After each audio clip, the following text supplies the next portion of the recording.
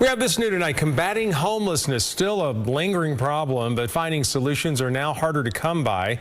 And the city of Sacramento is shifting part of its strategy.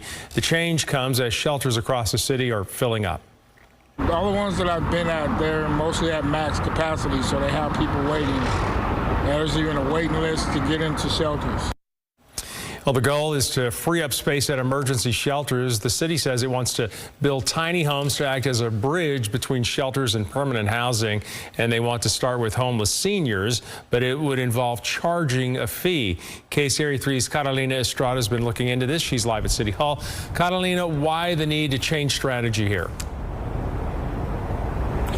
Well, Golston, very few people are moving out of the city's emergency shelters, and a big reason for that is that getting into permanent housing takes a very long time. Now, to open up space at those shelters, the city wants to create interim housing for seniors with a fixed income, but they say that could come at a cost.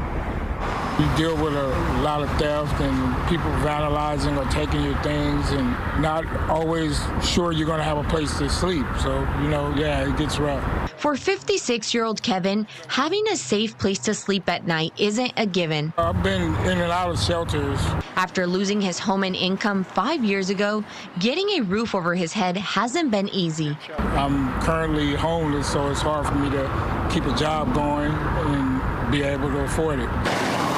For the past year, this Sacramento City shelter on X Street has been his home. I'd like to have someplace stable, someplace that I can pretty much start over. But the wait to get into stable housing is long. Are you on that list? Yes. How long have you been waiting to get some affordable housing? It's been about a little over a year. To bridge the gap from shelters to permanent housing, the city of Sacramento wants to create micro-communities for seniors on a fixed income who are already in shelters. They would be individual tiny homes. You would have showers, have bathrooms. Anyone staying in these communities would have to pay.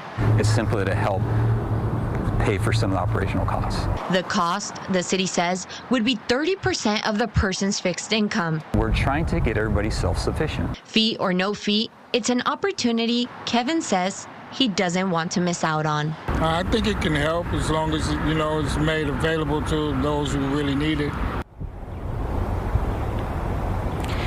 And the city is already looking into some sites where they can build these micro communities. Now, for those people that don't qualify for this, but that are long-term guests at shelters, the city is also considering charging a fee, but that idea hasn't been finalized. Live in Sacramento, Carolina Estrada, KCRA 3 News.